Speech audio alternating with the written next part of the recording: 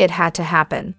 The Young and the Restless eventually had to introduce a character who is powerful and charismatic enough to replace Victor and Jack as Genoa City's most powerful tycoon. If it only maintained the status quo forevermore, we'd be left with nothing but lather, rinse, repeat variations of Victor and Jack's endless feud. So it is with some excitement that we look forward to the introduction of Aristotle Dumas. You've heard about the mystery man already, and if you're a regular visitor to soaps.com, you've read about him too. He doesn't sound like your run-of-the-mill businessman.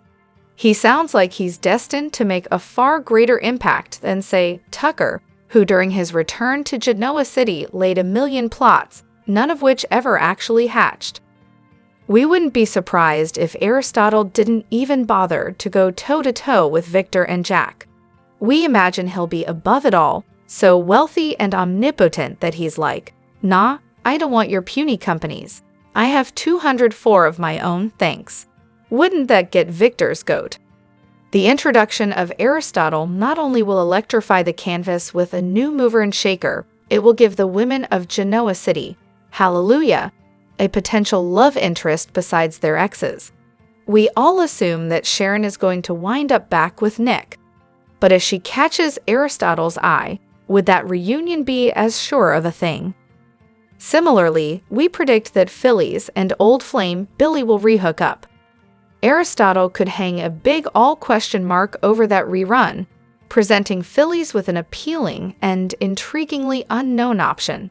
He might even wake up Victoria and make her see that the faint light in her eyes when she's with Cole pales in comparison to the sparks that she could throw with him. Best of all, we get to keep Victor and Jack front and center.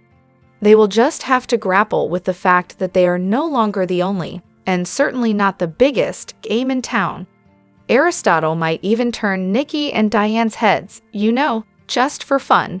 What do you think? Are you looking forward to meeting Mr. Big Stuff? Hello everyone, welcome back to my channel Pulse Canvas. It's me, Julie, here. I hope everyone is having a wonderful day. Keep watching. So let's dive into today's video. Why and our star James Houghton passes away, Brighton James mourns heartbreaking loss. Fans of The Young and the Restless are reeling from devastating news as James Houghton, a beloved alum of the show, has sadly passed away. Meanwhile, Brighton James is mourning the loss of a dear friend, and Connor Floyd has an important message for his fans. Let's dive into the details.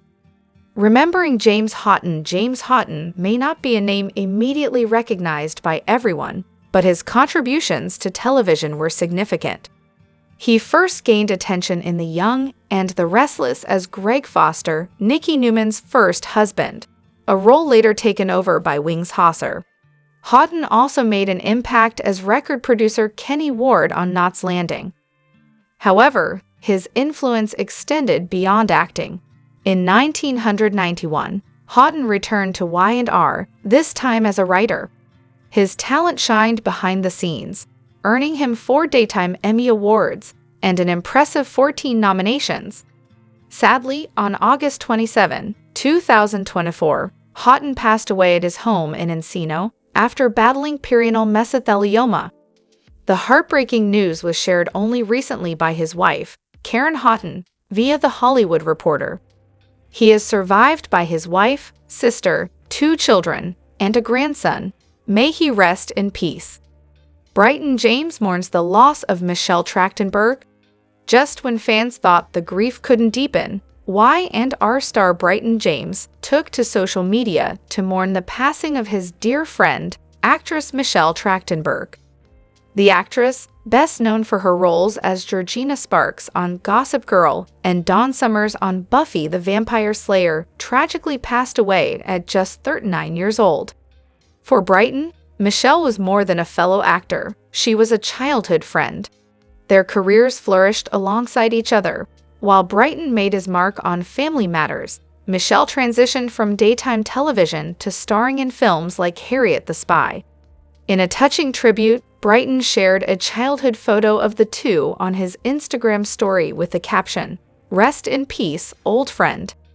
Our hearts go out to Brighton and all who loved Michelle during this difficult time. Connor Floyd issues warning about fake accounts. Social media scams are becoming more prevalent, especially involving soap stars. The young and the restless actor Connor Floyd recently warned fans about fraudulent social media accounts impersonating him. Wild that I even have to say this, but this is my only social page, Connor posted on his Instagram story. He urged fans to report any suspicious accounts and to remain cautious when engaging with profiles claiming to be him. Unfortunately, he's not alone. Other soap stars have also spoken out about imposters scamming fans. Stay connected and stay safe.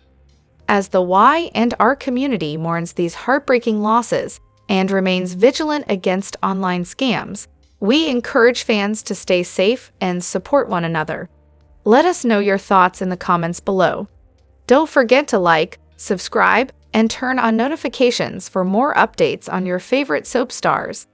Drop a comment if you've subscribed, and we'll do our best to respond to as many of you as possible. Genoa City is about to be rocked by the most sinister scheme yet. Sharon and Phyllis Summers wake up in an unfamiliar, eerie location, only to realize they're pawns in a deadly game where the rules are unknown, and survival is anything but guaranteed. But who could be twisted enough to orchestrate such a cruel trap? And what do they really want? A deadly wake-up call. Sharon and Phyllis have never been best friends, but now their rivalry takes a backseat as they find themselves locked in a dimly lit, industrial-style room with cryptic messages scrawled on the walls. A chilling voice booms through hidden speakers. Welcome to the game. Only one of you makes it out alive, unless you work together. The women exchange panicked glances. Could this be some kind of cruel joke? A sick revenge plot? Or something far, far worse? Who's behind this nightmare? While Sharon and Phyllis struggle to piece together how they got here, viewers are left wondering, who is the mastermind pulling the strings? Jeremy Stark's revenge. Despite his supposed demise, could the ruthless con man have planned one last act of terror? Jordan's return. Claire's sinister aunt wreaked havoc on the Newmans, but has she now set her sights on other powerful Genoa City women? A blast from the past. Could someone from Cassie or Summers' past be targeting these two mothers as part of a larger vendetta? Cameron Curson's ghost. Sharon's former tormentor is long gone, or is he? Whoever it is, they've planned this game meticulously, and they know exactly how to push Sharon and Phyllis to their breaking points. A fight for survival. As the clock ticks down, Sharon and Phyllis must navigate a series of terrifying challenges designed to exploit their deepest fears and darkest secrets. But the ultimate horror awaits them. A final test where one of them may have to make the ultimate sacrifice. Can these fierce rivals put aside their past grudges to outwit their captor? Or will their stubbornness seal their fate?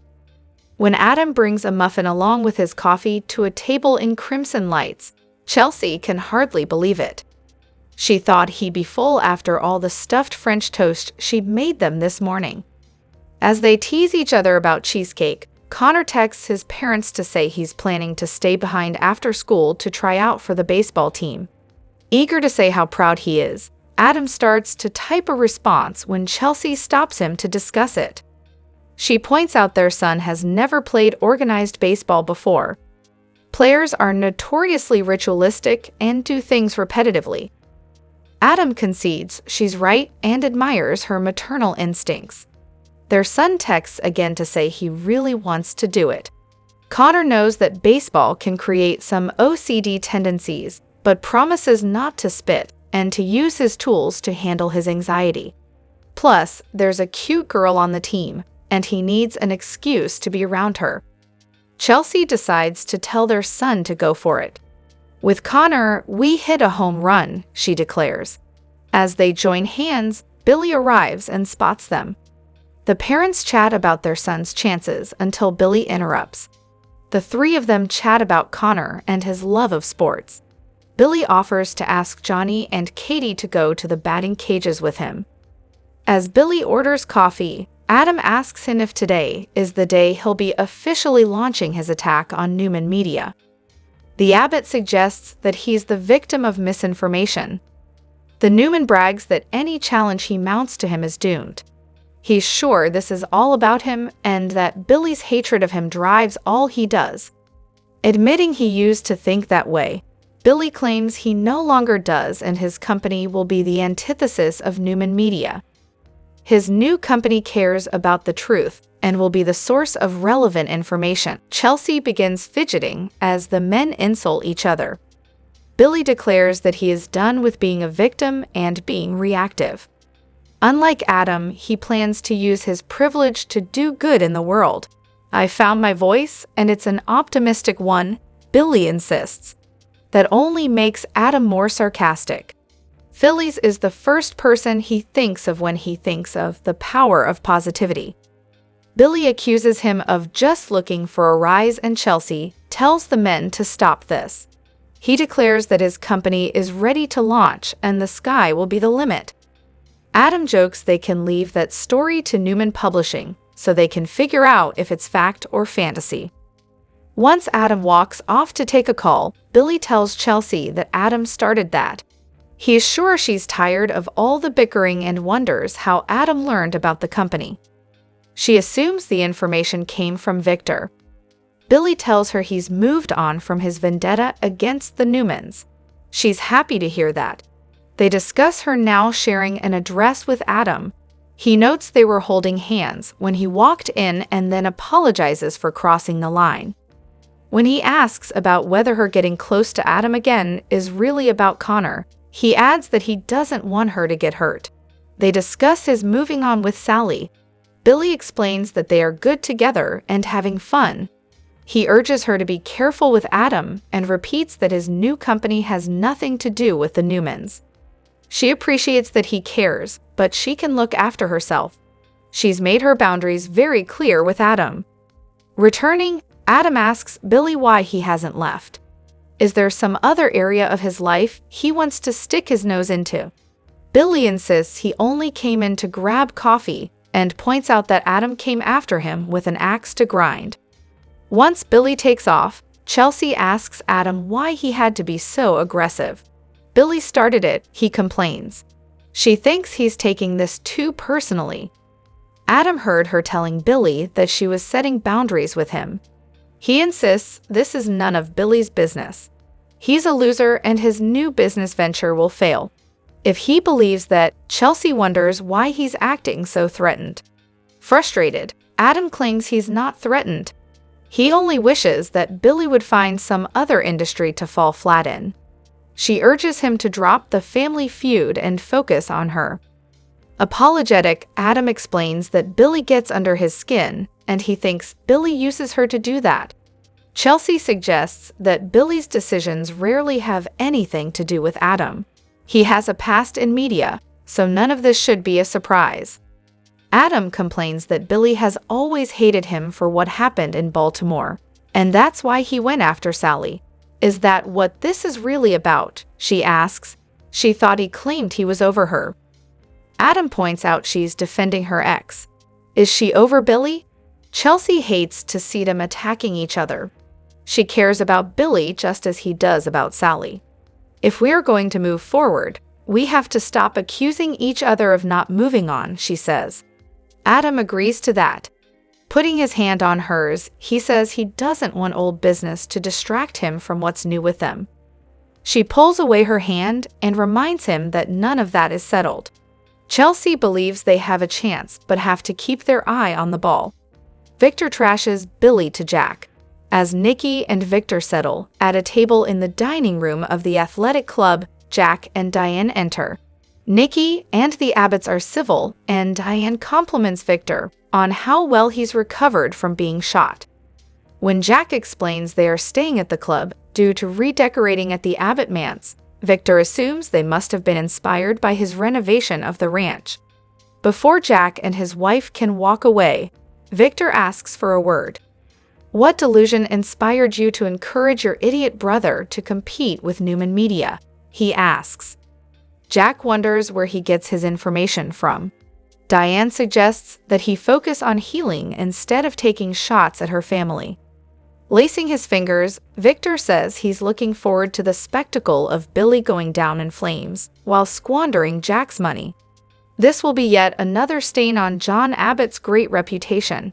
That sets Jack to huffing and angrily stroking his tie. Nikki declares that below the belt, and Jack is adamant his father would be proud of the mark that Billy will make on the world. Victor nearly bursts out laughing when Jack suggests that he and Adam must be nervous right now. The Newman is confident that the idiot brother will only sully the family name. Jack and Diane gloat about stealing Glissade away from him. Jack is tired of all the predictions of doom and gloom.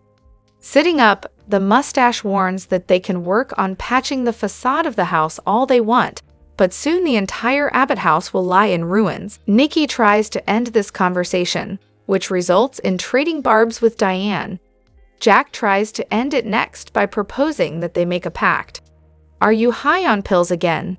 Victor asks. Jack would like the two of them to agree to keep Kyle and Claire out of their battles. Nikki agrees with this, and so does Diane. Victor will have none of this, however, and refuses to leave it to Claire to make a choice. He's determined to protect his family. Jack predicts that this will only drive Claire away, just as his blustering has driven away his other children. "I do not want my granddaughter involved with your son. It will end in heartache," Victor declares. Jack and Diane get a table across the room, and she tells her husband how proud she is of him taking the high road. At the moment, he's more worried about his brother than his son. They haven't done a press release, so how does Victor know so much? Mulling over who could have leaked it, she assumes it was Phyllis. He changes the topic to the house, and she reminds him he's supposed to trust her with that. Diane gets that Victor hit a nerve with him when he brought up John. Touching his hand, she promises this will all be good for the family. Nikki begs Victor to call a truce. Back at their table, Nikki asks her husband why he's wasting so much energy fighting after he's been reminded of how short life is. He's not going to let Billy Boy make a run at one of his companies. He's confident that Adam will win, and Billy's plans are just a pitiful revenge ploy. Nikki only hopes Jack knows what he's doing investing in Billy, but with Phyllis involved, this looks like double trouble. She urges him to take a step back, but he protests that it is not in his nature. Nikki suggests he let Adam handle this. He refuses to let any of his children fight his battles. His wife remains concerned about Claire and how she will be hurt when he goes after the Abbott, reminding him that he made a truce with Jack in the past. What would it take to put a stop to things before they go too far this time? As Sally walks into the foyer, she gets a call from Billy. He'd love for her to come over since he wants to run his PR statement by her. The launch for Abbott Communications has been leaked, and he needs to get something out before Adam can. Billy and Jack worry about the leak. At home, Billy sighs and calls Phyllis. Getting voicemail, he leaves a message, telling her they have a problem and he could use her help. He wishes he knew where she was, and so does her family. He urges her to call the people who love her and then him. Jack arrives moments later and surprises him. He thanks his brother for cocktails and warns him that he ran into Victor, and he's heard all about the new company. Billy explains he had a run-in with Adam too. They speculate on who could have leaked, and neither of them thinks it was Nick or that Kyle would have mentioned anything to Claire. Billy is working on getting in front of this, but wishes he could have caught Newman Media off guard. "I thought you weren't going to make this about the Newmans," Jack says. Billy claims he just said that out of habit and wishes Phyllis was there to help. Jack is dismayed that she is still missing. Sally bounces in as Jack asks his brother how committed Phyllis really is to her job. He urges his brother to leave her name off any press releases. Telling Sally she's a good influence on his brother, Jack leaves them alone. Picking up his tablet, Sally reads through Billy's press release. He worries that it's too packed with positivity and makes him sound better than he is. Smiling, she says it's exactly how she sees him, and they should send it out as is. She adds that he's brilliant, dynamic, innovative, and sexy as hell. They kiss. It's been 2 months since the California wildfires, which destroyed many properties in the Los Angeles area. The young and the restless star Joshua Morrow is one of the many people whose homes were ruined. Now, the actor and his family are trying to rebuild their lives following the disaster. Memories of a community. Many celebrities had their houses destroyed by the recent wildfires. Morrow's Y and our co-stars Eric Breeden, Amelia Hanel, and Melissa Claire Egan lost their homes. The actor's home sustained only smoke damage, and he was able to save cherished family heirlooms. But like many Palisades residents, Morrow and his family were forced to evacuate. The star, his wife Tobe, and their 4 kids alternated between staying in rentals and with friends. When it was finally safe to go back, Morrow was shocked at the destruction. "You could go in and clean up the house that we lived in, but the neighborhood, it looks like bombs went off," he told Woman's World. "It's just devastation everywhere you look. Obviously, they'll go in and fix it, but it will never be what it was." Seeing the destruction caused feelings of sentiment in Morrow. "The thing we lost that hurts is the community," he explained. "My family began and was raised there. My kids played in those parks, went to those schools and yogurt shops. The best years of my life without question were formed there, and it's just been wiped off the face of the earth. The memories I have, that's all that's left now." Temporary home. After couch surfing for weeks, Morrow and his family have found a new, temporary home in a new community. As for what their plans are moving forward, he admits there's uncertainty. "We're in there for a couple years," he explained. "We don't know when we're going back. If we're going back, it's that painful. We don't know what life is going to look like in a couple years. The unknowing is daunting, and we feel sort of guilty about bailing on this community we love. But I've got a family to raise, and now we can begin to piece things back together." The young and the restless star Melissa Claire Egan lost her new home to the Los Angeles wildfire. She recently shared details of her loss. Devastating loss.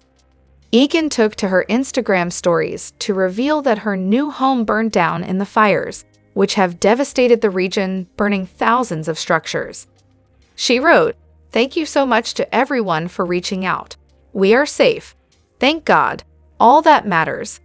But we just bought a house in the Palisades 2 weeks ago that is now destroyed," continued Egan. "We hadn't moved in yet, but it's gone. We are just grateful that our babies are safe, but we are devastated, and this is all so horrific. Grateful to all the incredible first responders," she finished. In addition to the words, Egan included a photo of the neighborhood, which was entirely devastated by the Los Angeles wildfires. You can see the image below. Egan is not the only Y and R star whose home was threatened. Yesterday, Eric Breeden revealed that he had to evacuate his home, and she said goodbye. Additionally, other soap stars have also lost their homes, including the bold and the beautiful Jennifer Gary's, who showed the difference a few days ago after her home burned. General Hospital's Cameron Matheson's house also burned down.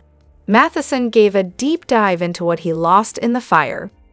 Genoa City has seen its fair share of shocking betrayals and twisted schemes, but this latest mystery has fans on the edge of their seats. Phyllis Summers and Sharon Newman woke up trapped in a deadly, mind-bending game, but the biggest question remains: who is pulling the strings? Now, a jaw-dropping theory is making waves. Could Michael Baldwin be the mastermind behind it all? Phyllis and Sharon's nightmare, a game of survival. Phyllis and Sharon, 2 of Genoa City's fiercest women, suddenly find themselves locked away in a mysterious location with no memory of how they got there. The room is dark, ominous, and filled with cryptic messages on the walls. A chilling voice echoes through hidden speakers. The 2 rivals, known for their explosive history, are now forced to work together. But as they navigate this twisted nightmare, one thing becomes clear: someone with deep knowledge of their past is controlling this sick game. And now, suspicions are pointing to an unlikely villain, Michael Baldwin. Could Michael be the puppet master? The clues say yes. At first, it sounds impossible. Michael Baldwin, the once reformed lawyer turned family man, suddenly orchestrating such a calculated, sinister plan. But when you start connecting the dots, things get chillingly suspicious. Clue 1. Michael's shady past. Let's not forget, Michael wasn't always the upstanding attorney he is today. He has a dark history of obsession, manipulation, and mind games. Could his old twisted tendencies be resurfacing? Clue 2. His genius-level mind. If anyone in Genoa City could construct an intricate, psychological game, it's Michael. He's brilliant, cunning, and always 10 steps ahead. Is he using his intelligence for something far more sinister this time? Clue 3. His connection to Phyllis and Sharon. Michael has deep ties to both women. He's been Phyllis' ally, confidant, and legal savior countless times.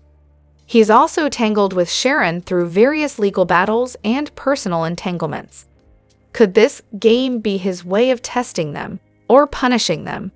Clue 4. Lauren's strange behavior.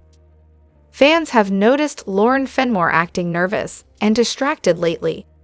Could she know what her husband is up to? Is she hiding a dark secret about Michael's involvement in this twisted plot? The big question: why would Michael do this? If Michael is the mastermind, what could be his motive? A few shocking possibilities include revenge gone too far. Maybe Michael feels betrayed by Phyllis or Sharon and decided to make them suffer in a way they never imagined. A psychological experiment. Is Michael testing their limits, playing puppet master just for the thrill of it? Someone else is controlling him. Could Michael be working under duress, forced to orchestrate this horror for a bigger, more dangerous villain? The truth will shock Genoa City. As Phyllis and Sharon fight to escape, will they uncover the truth before it's too late?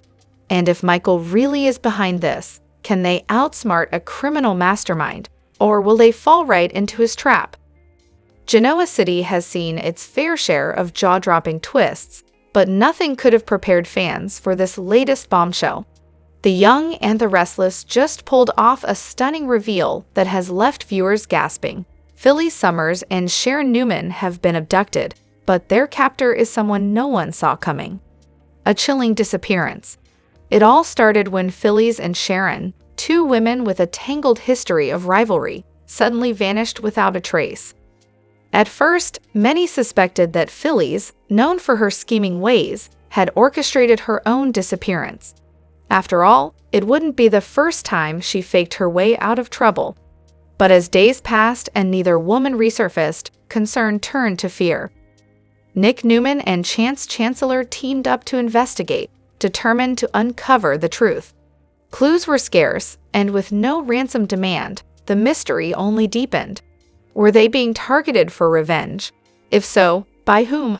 All signs point to the wrong suspect. At first, fingers were pointed at Jeremy Stark's old associates. After all, Phyllis played a dangerous game when she helped frame Diane Jenkins for her murder. Had someone from Stark's past come back for revenge? Even Diane herself was briefly under suspicion. Could she have retaliated in a shocking act of vengeance? But the real truth was far more sinister. Just as the police were closing in on a suspect, an unexpected piece of evidence blew the case wide open. A surveillance tape from an abandoned warehouse revealed the shadowy figure behind the kidnappings.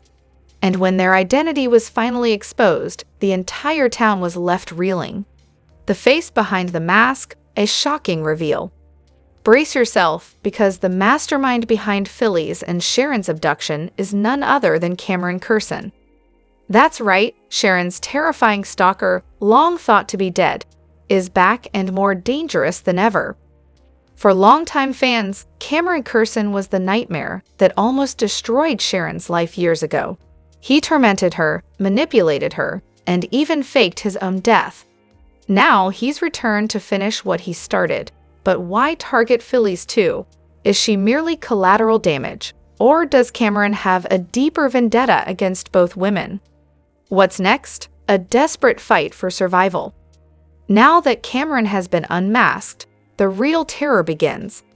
Phyllis and Sharon are being held hostage in a remote location, and their chances of escape are slim. With Cameron's unpredictable nature, their lives are hanging by a thread. Meanwhile, Nick is racing against time to save the mother of his children. But will he get there before it's too late? And how did Cameron fake his death all those years ago? What drove him to return now of all times? With emotions running high and danger looming, this is shaping up to be one of and R's most intense storylines yet. Will Sharon and Phyllis make it out alive, or will Cameron succeed in his ultimate revenge?